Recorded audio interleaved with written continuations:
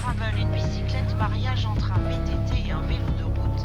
Une union visiblement réussie. Gravel, on peut autant rouler sur des bitumes que sur des petits chemins. Gravel, pour moi, ce qui est génial, c'est que tu peux aller partout. C'est un vélo d'exploration. Pour moi, le gravel, c'est la liberté. Moi aussi, j'ai été pris par l'engouement du gravel. Séduit par l'esthétique du vélo d'abord, mais aussi par la proposition d'allier les avantages du vélo de route et la possibilité de s'exprimer en dehors. Mais après quelques recherches, j'ai été vite refroidi. Les modèles les plus onéreux peuvent coûter jusqu'à 10 000 euros, voire plus, et l'entrée de gamme chez la plupart des fabricants se situe autour de 1 500 euros. Du coup, j'ai cherché des solutions alternatives. Pour moi, l'esprit gravel, c'est plus on se fait plaisir. Et j'ai été pris d'une envie de bricoler, de faire quelque chose par moi-même. On profite des paysages et des endroits où on est. Tu vois un chemin qui a l'air cool, et ben hop, tu y vas et tu te poses pas la question.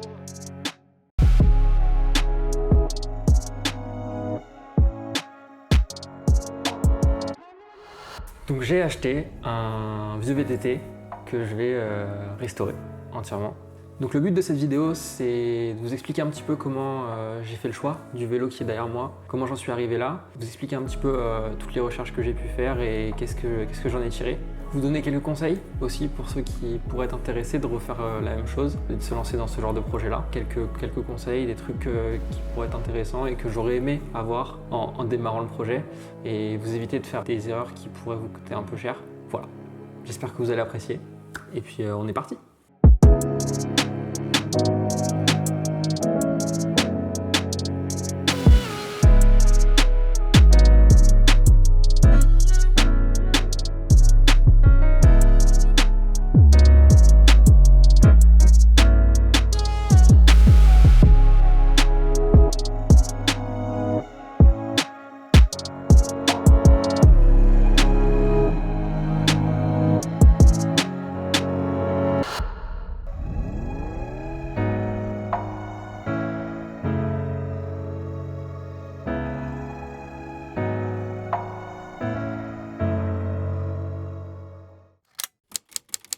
Donc l'objectif de base de ce projet, en fait c'est simplement une petite curiosité perso, aussi une envie de me lancer dans un projet de bricolage, un truc à faire moi-même.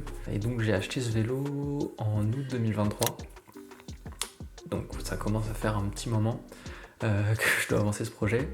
L'été se passe, etc. Je commence à bosser, je commence à vélo taffer avec le vélo que vous voyez juste là. J'ai eu pas mal de problèmes de crevaison et du coup je me suis dit que ça pourrait être intéressant d'utiliser ce vélo là que j'avais, ce VTT qui traînait pour mon vélo taf, monter des trucs un peu plus larges, être un peu plus safe.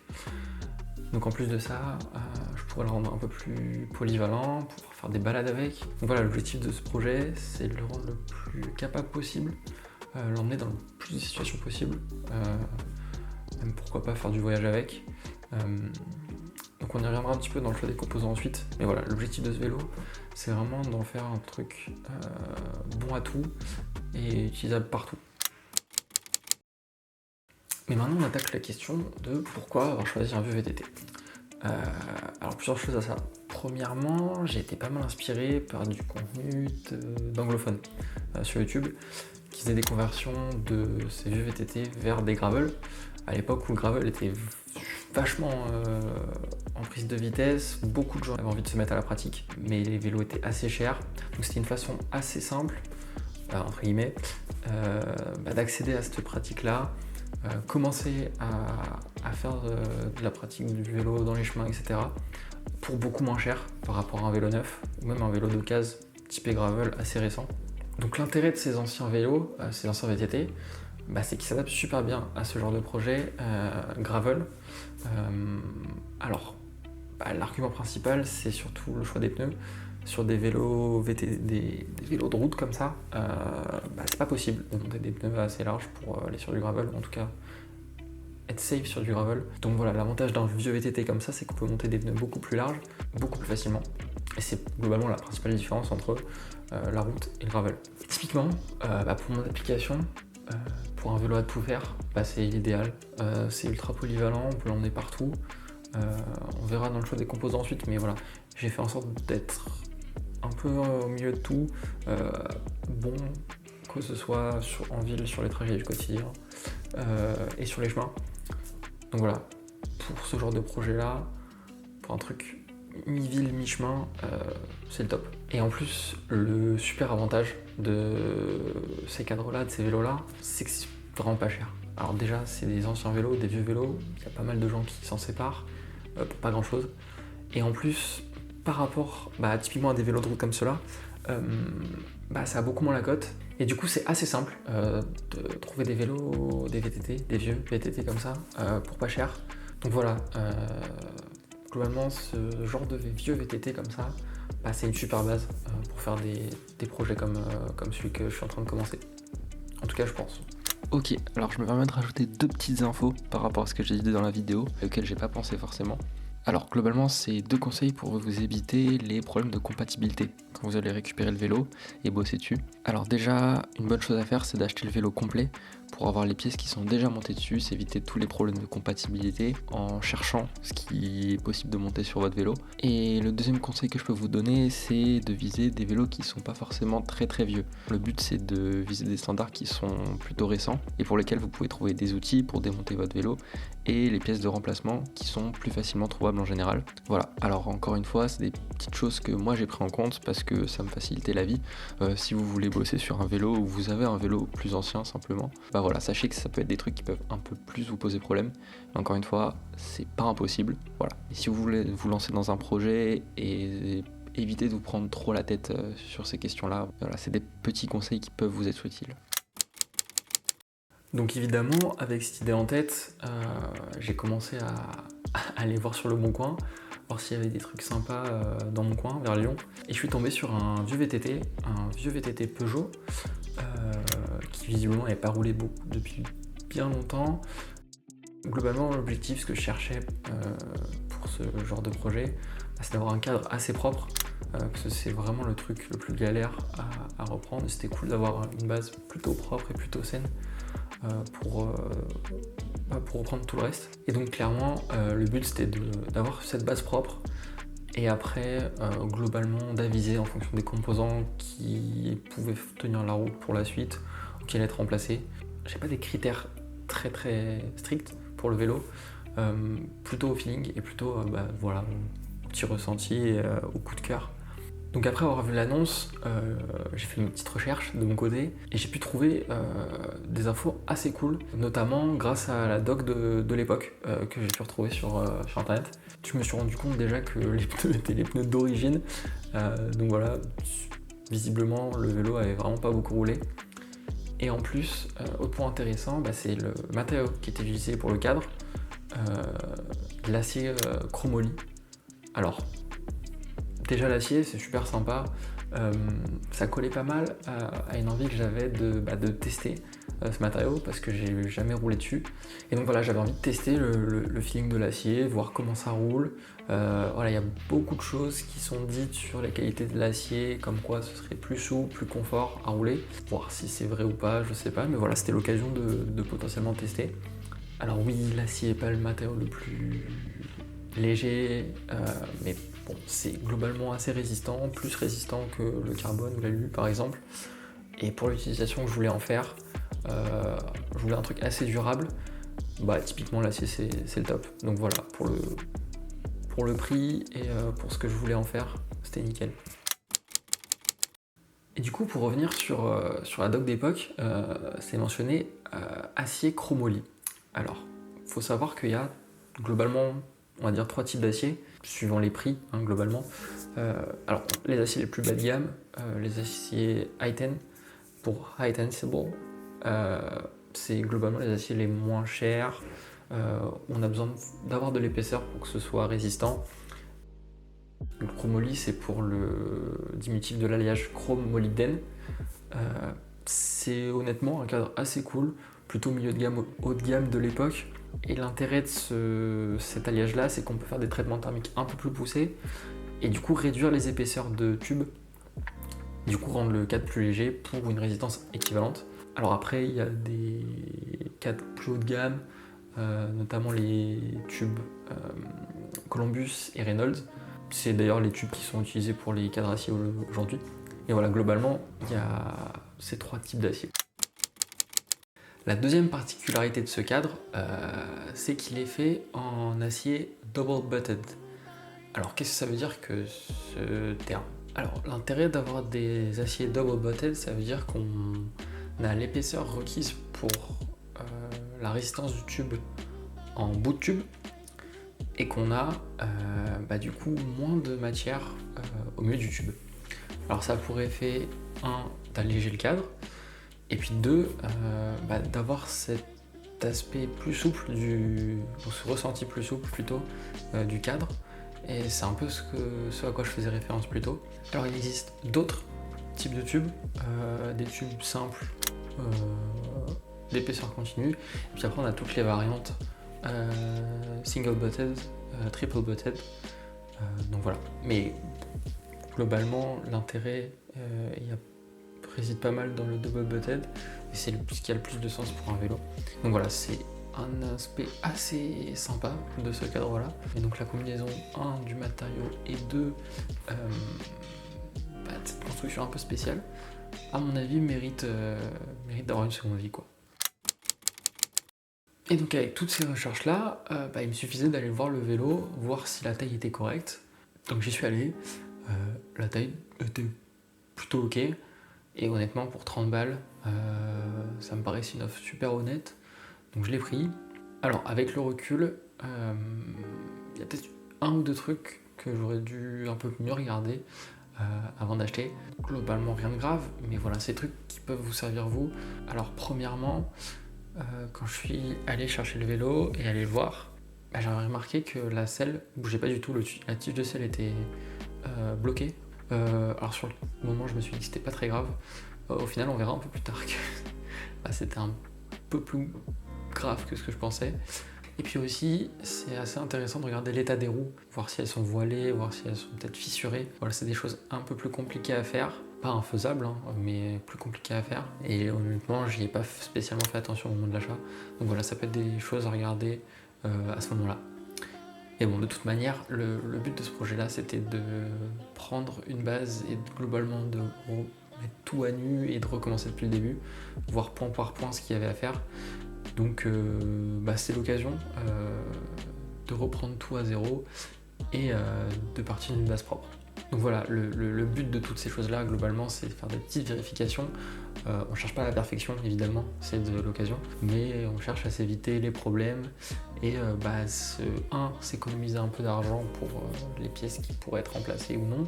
Et puis 2, s'économiser un petit peu de temps aussi. Alors en l'occurrence, c'est tout le principe du projet, de passer du temps dessus. Mais voilà, déjà économiser un petit peu d'argent et voilà, s'éviter des achats inutiles, on va dire. Alors maintenant, où est-ce qu'on en est aujourd'hui? Alors déjà, à la réception du vélo, j'avais remarqué quelques petits trucs. Déjà le freinage, bon ça paraît assez normal, mais avec l'âge du vélo, le freinage marchait plus du tout, était plus du tout fonctionnel. Sûrement la câblerie à refaire, de toute manière ça va être fait. J'avais aussi remarqué un jeu au niveau de la roue arrière, pareil, ça va être traité dans la suite du projet. Autrement, la base était honnêtement super propre, 2-3 des égratignures sur le cadre, mais vraiment pas grand chose de méchant. Donc l'étape d'après, ça a été de mettre à nu le vélo, simplement démonter toutes les pièces qu'il pouvait y avoir dessus. Globalement, le but c'est de checker l'état des pièces, voir si on peut les garder ou pas, voir si elles sont réutilisables ou pas, et en fonction on fera les achats plus tard. Mais voilà, le but c'est de faire un premier état des lieux de ce qu'il y a sur le vélo. On démonte du coup le freinage, donc les patins, les breaks, etc. Tous les câbles qu'il y a sur le vélo, les câbles de frein et les câbles de dérailleur, la chaîne, pédalier, tout ce qu'il y a autour du guidon, tous les éléments, passage de vitesse, etc., potence, les 2 dérailleurs qu'on peut enlever aussi, la cassette au niveau de la roue arrière, et on arrive plus ou moins à un bike qui est dépouillé de quasiment tout ce qu'il a. Et maintenant, on peut se poser la question de qu'est-ce qu'on garde. On se pose la question au niveau du freinage. Pour l'instant, j'ai décidé de garder quasiment la totalité du système, remettre à neuf les patins, qui est vraiment pas cher, garder le reste du système, refaire la câblerie comme je l'ai dit juste avant, et globalement on devrait s'en sortir avec un vélo qui freine correctement. La chaîne était dans un super sale état par contre, ultra grippée, La petite baignade dans le coca, il n'y a pas fait grand chose. Donc vu l'ampleur des dégâts, on va pas se prendre la tête. On va prendre une chaîne toute neuve et ça fera le taf. Au niveau du poste de pilotage, potence, guidon, etc., c'est super propre. Honnêtement, il n'y a pas grand chose à dire. Le seul défaut que moi je lui trouve à ce vélo, c'est les poignées de passage de vitesse. Je trouve pas ça super esthétique, pas super ergonomique non plus. Donc voilà, dans la suite du projet, on va voir comment les remplacer et par quoi. Ensuite, niveau transmission, c'est un poil attaqué par la rouille. Pas bien méchant, un grand coup de nettoyage, grand coup de dégraissant, et honnêtement ça revient super bien, donc ça peut complètement être utilisé par la suite. Bon, du coup c'est top, on a démonté pas mal de composants déjà, mais si vous avez suivi, il nous manque quelques éléments. Et c'est sûrement les éléments qui ont été les plus galères. Alors déjà, la selle et la tige de selle. J'en ai parlé un tout petit peu plus tôt quand j'ai fait la découverte du vélo. Je m'étais dit que c'était pas grand chose. Bah en fait c'était une grosse galère. La réaction de l'alu, de la tige de selle et de l'acier du cadre, avec un peu d'humidité, de la rouille, de la corrosion, globalement le temps qui a fait son effet, bah en fait ça a fait fusionner les deux, ils étaient littéralement soudés et du coup ça a été une immense galère de dissocier les deux. J'ai pas les images du démontage parce que j'avais pas commencé à filmer le projet à ce moment-là, ça vaut peut-être mieux d'ailleurs, mais ça a été super galère. Je m'y suis pris d'abord au dégrippant anti-corrosion et à la main. Ça marchait pas beaucoup. Je m'y suis pris ensuite au bras levier avec un balai, avec toujours plus de dégrippant, toujours autant la galère. Et du coup je suis allé voir s'il y avait des solutions, sur YouTube notamment. Et évidemment il y en avait qui s'étaient aussi pris la tête sur ce problème-là. Et visiblement la bonne solution pour ce problème-là, c'était de mettre le vélo dans l'étau et d'essayer de sortir la selle comme ça. Donc au final, on s'en est sorti. Alors d'abord, on a essayé de tirer avec la selle commençait à sortir de la tige de selle. Donc au final, on a dû percer la tige de selle pour avoir un point d'ancrage sur la tige de selle directement et s'en sortir. Donc voilà, ça a été super galère, mais globalement, voilà, on s'en est sorti, c'était faisable. Mais voilà, pour vos projets, faites un peu attention quand même. Si vous n'êtes pas spécialement équipé, ça peut vite devenir galère ce genre de problème et vous bloquer en fait pour votre projet. Donc voilà, attention au cadre acier et aux tiges alu. Alors la deuxième galère, en tout cas pour le moment, ça a été le démontage du boîtier de pédalier. Forcément, il fallait un outil spécial, donc déjà se procurer l'outil, trouver le sens du démontage, parce que effectivement c'est pas super simple. Il y a plein de types de boîtiers de pédalier différents, et en fonction du type de boîtier de pédalier, les sens de démontage sont pas les mêmes. Donc ça a été pareil, une petite galère. Mais voilà, globalement avec un peu de persuasion, on s'en sort. Mais voilà, faut le savoir, il y a plusieurs types de boîtiers de pédalier. Donc faites attention au démontage, vaut mieux se renseigner un petit peu en amont pour être sûr de ce qu'on fait. Donc avec tout ça, on arrive globalement à un vélo complètement démonté, le cadre nu et tous les composants sortis du vélo. Et on peut se poser la question à ce moment-là, en tout cas c'est à ce moment-là que je me le suis posé, de l'orientation du projet, de la direction qu'on allait donner à ce projet-là. Et c'est à ce moment-là que je me suis rendu compte de deux soucis. Alors le premier, plutôt évident, le prix. L'idée principale au début de ce projet, c'était de s'orienter plutôt vers un vélo type gravel, comme je vous en ai parlé plus tôt, avec toutes les inspirations que j'avais eues. Mais en fait, la différence de prix entre les composants type route gravel et les composants VTT est immense en fait. Donc pour des composants équivalents qui servent la même fonction, on fait exploser les prix littéralement si on s'oriente sur des composants typés gravel ou typés route. Je pense aux shifters, aux manettes pour commander les vitesses et globalement tout le système de transmission. C'est un cauchemar littéralement. Donc pour l'usage que je vais en faire, très honnêtement, je voyais pas l'intérêt de payer beaucoup plus. Surtout que j'avais potentiellement besoin de l'emmener sur des chemins, sur des terrains un peu plus accidentés. et je me sentais plutôt de partir sur un vélo typé VTT plutôt qu'un vélo typé gravel pour ce genre de pratique-là. Deuxième problème, le problème de compatibilité. Globalement, c'est un enfer de trouver des compatibilités entre VTT et route, transmission route, quand on pense au gravel notamment.